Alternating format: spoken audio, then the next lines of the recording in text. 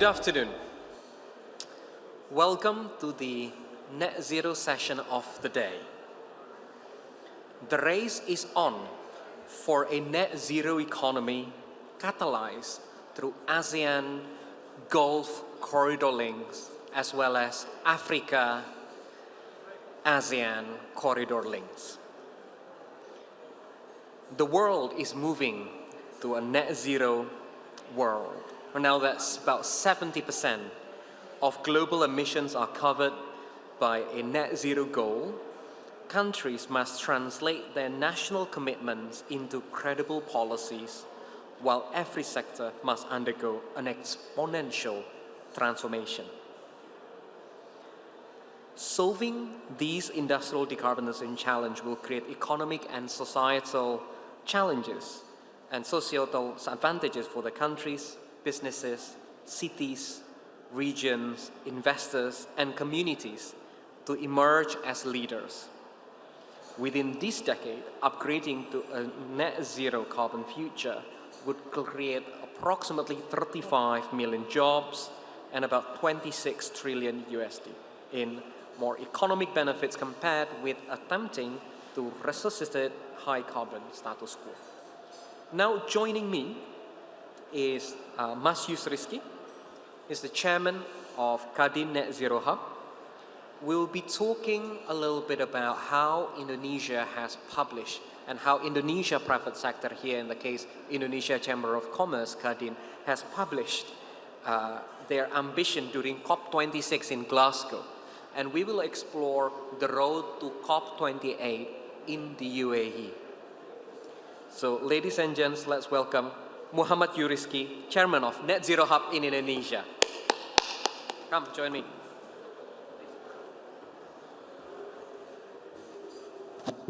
Welcome back, Mas Yus. Great to have you. So this is going to be a nice fireside chat format for us to almost end the day two of the 12th annual investment meeting. So welcome back. Thank you. Now we're going to spend, a bit of time into three sections of today's discussion. The first one, we're keen to reflect back in 2021 when you were part of a business delegation to Glasgow. Then we're going to move fast forward. What has Kadin Net Zero and the Net Zero momentum you carry on from Glasgow to Bali in the Indonesia G20 presidency, and we're going to look ahead. So that's how we're going to spend a bit of those time. So let's start, towards the end of 2021, we were still at the peak of COVID-19 pandemics, but you were able to join the business delegation to COP26 in Glasgow. What was the ambition of Indonesia private sector at the time when you got the chairmanship role of Net Zero Hub? And what was the process in establishing Southeast Asia first Net Zero Hub for the private sector? Thank you, Stephen. Yeah, it's a very interesting moment for Kadin Indonesia. 2021, when we visited Glasgow, that's the year of inception, basically, of the Kadin Net Zero Hub. Started with the idea how to share the knowledge, the understanding, and also to build the awareness in Indonesian private sectors to see how this new dynamics of global trade, I think that was a very beginning of story. The Kadin Net Zero Hub was started. So we were thinking of having knowledge platform, basically. But then, when we had more conversation with multinational company, with Indonesian companies, of course, with the NGOs, with the think tanks around the world in COP26, then we have very positive support. And they also understand that this challenge, this new dynamic is not easy to deal with, especially for developing countries like Indonesia. So they encourage us to have more than only knowledge platform, but knowledge sharing platform, but also more hands-on, I call it assistance to support the Indonesian company to start their net zero journey. So with the positive response, then we basically start building up more building blocks of Guardian Net Zero Hub. And one year, this COP28, it marks our second year, basically. And now we are heading to have, of course, more companies and to join. And we also just have the first batch of our corporate assistance program. We incubated 10 companies last year. And out of 10 companies, 6 companies pursuing to committed to SBTI. So you can check now in the SBTI website. There are now new 6 Indonesian companies committed to SBTI. So how many, in total, how many Indonesian companies have pledged net zero? The committed company, now Indonesian company, is, if I'm not mistaken, less than 15 companies. So 6 out of 15 is coming from our CAP program, which is still, in the first year of our CAP. This year, we have at least 20 companies for the second batch, and this is coming from partnering, collaborating with one of the principal, Adidas. So this is Adidas supply chain. They want us to help minimum 20 companies of their supply chain in Indonesia. And yeah, our hand is very limited. We're still trying to get more hands to support us so then we can serve more and more company moving forward. Sure, thank you. And last year was the successful Indonesia G20 and B20 presidency, where Guardian Net Zero Hub ran a really good sustainability for. What were the key achievements from the first year of the Net Zero flagship initiatives? I think the first year we're focusing on, of course, building the fundamental building blocks for Guardian Net Zero Hub, and I think what we have been doing with Indonesian company, we bring them the understanding on GHG emission accounting with the global framework, which is the GHG protocol. And we also embracing the SBTI as a framework to the climate goal setting in Indonesian private sector. So with these two global framework, we want to have more and more company coming and start their net zero journey. And that's the first, I think, first year success of Guardian Net Zero Hub, working on the, focusing on the private sector's journey. Fantastic. Now looking ahead, in the year of COP28 presidency here in the UAE, it will be in Dubai, as well as Indonesia ASEAN chairmanship in 2023. What are the latest challenges and opportunities to get companies in emerging markets, whether it's Middle Eastern companies or Southeast Asian companies, to start on embarking on their own net zero pathways? With Guardian Net Zero Hub or ASEAN Net Zero Hub, believe that this climate or emission become a new, how you call it, disruption to the global business, global trade. So I think it's not only Indonesia as a country, but also is a challenge for region like ASEAN. Now we are chair the ASEAN Business Advisory Council.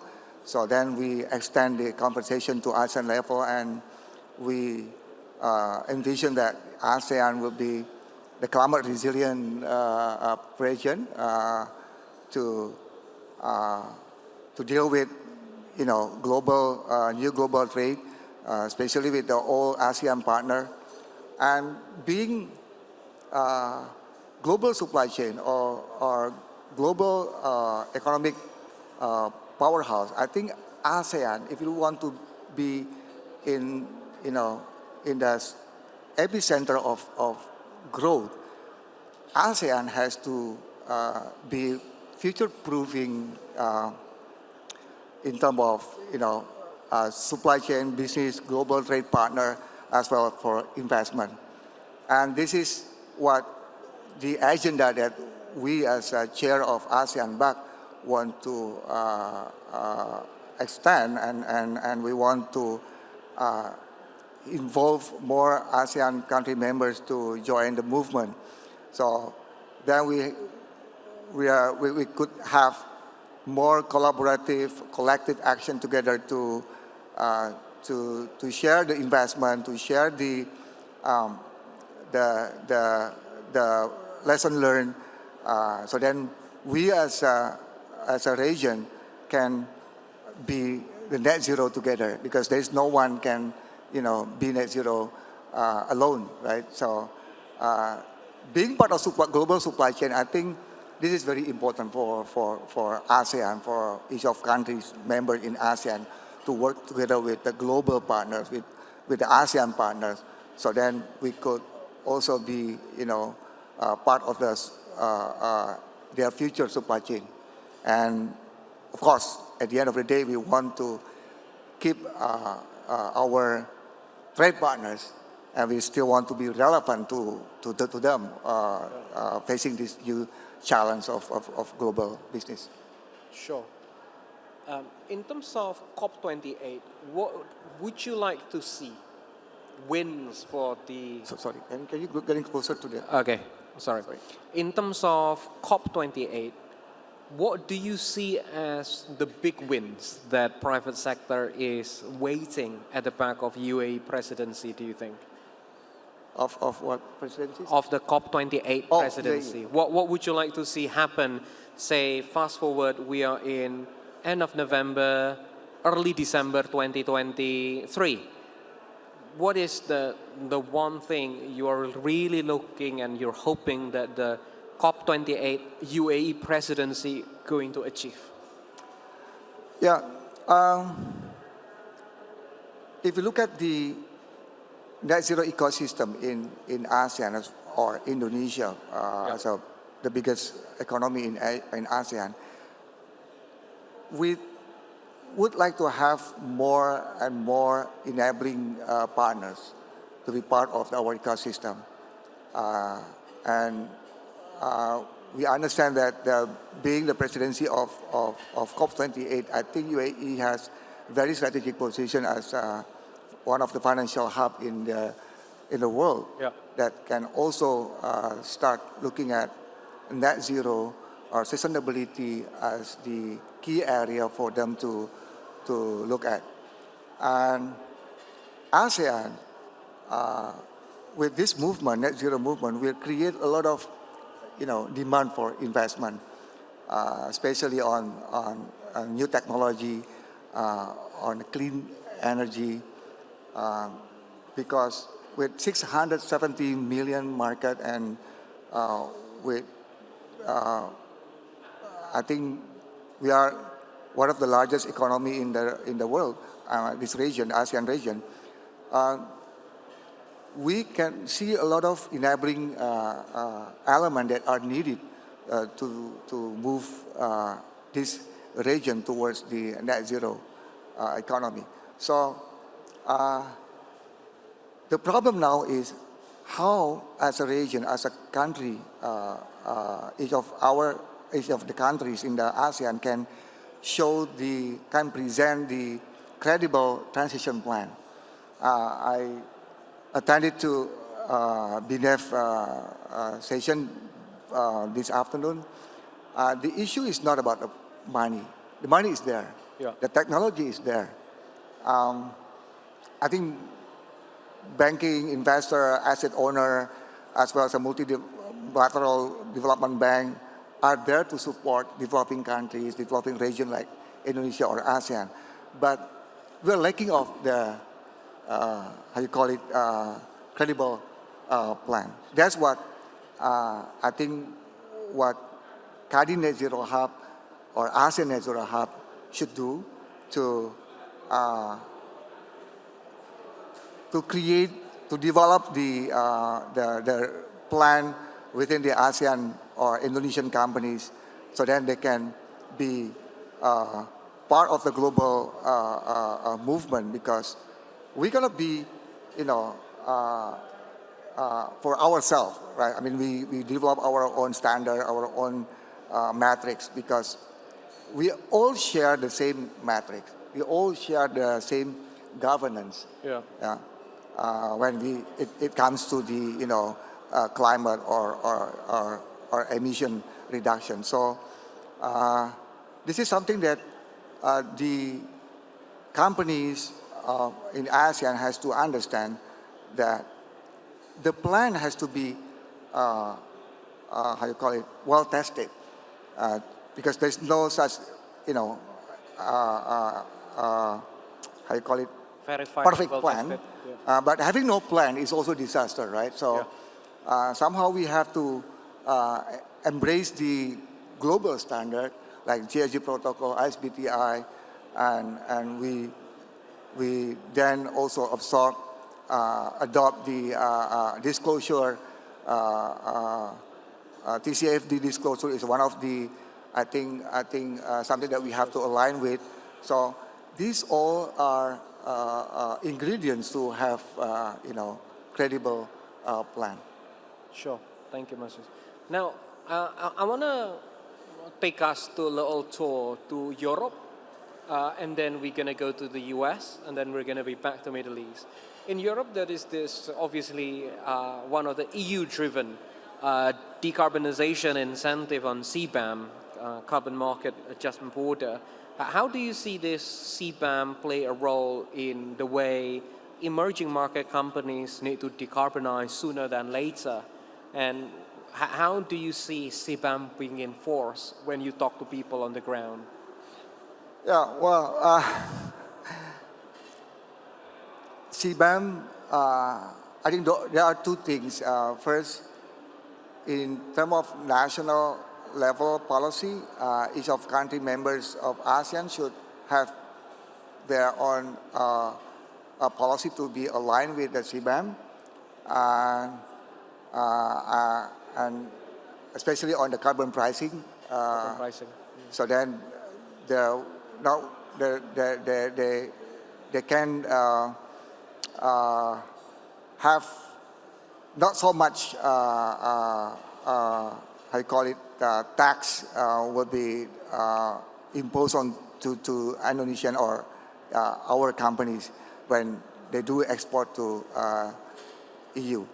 But on the second level, I see in the corporate level, decarbonization is a very important. So then we can prepare all the ASEAN or each of countries company to be ready dealing with the CBAM, and that's for sure. This is not the only one region or countries that will have this climate aligned policy. There will be another coming in, and we believe this is going to be a new landscape of global trade. So that's why having climate aligned business strategy or net zero journey, that's becoming the competitiveness of Indonesian or ASEAN companies moving forward. Yeah. Thank you. And if we move across the Atlantic to the US, the IRA, with its explosive and extravagant amount of subsidies, really have encouraged American and European-based companies to really decarbonize and really embark on new net zero transition, which then obviously have indirect impacts to their relevant supply chain around the world. How do you see IRA on your net zero portfolio when you talk to Indonesian companies? Are they sensing the impact directly or indirectly? And how it's going to play out? First, I wish we have this kind of IRA in Indonesia. Yes, everyone wishes to have a fiscal Right, this will budget. be, because, tax credit is another way of government to incentivize the transition, right? We're always talking about domestically, incentive, on renewable energy, on the clean energy, on any other, initiative. But the thing is, Indonesian company or company in the ASEAN need to be incentivized to change their behavior. But what they also need to understand first is how they outline their journey, their plan. That's very important. So IRA is not like today. It's coming from decades of U.S. journey. Yeah. And if this hundreds of billions can generate more transition activity in U.S., even in global, because this 100 billion will also create more investment, right, in the U.S. market, because U.S. market will now much bigger. Yeah. So the transition is not only for companies in the U.S., but also the consumer in the individual level, right? So that will create a lot of investment coming to a target U.S. market. Yeah. That's something that, of course, if you look at the Indonesia as a U.S. or ASEAN as a U.S. Business partner, we want to, take this as an opportunity. And of course, there are a lot of ways that need to be, done to be part of the IRA. But what I would like to say here is how we create this enabling environment within our region, within our country.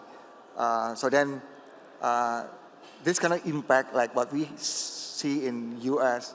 and even global with over 380 billion, if I'm not mistaken, it's not only moving companies, individual to transition, but also create the investment numbers that you also mentioned before when you opening this session. So that's what other government has to see. And now I think Canada and EU also want to take the same pathway of policy to create more investment, to create more behavior changes within their economic stakeholder.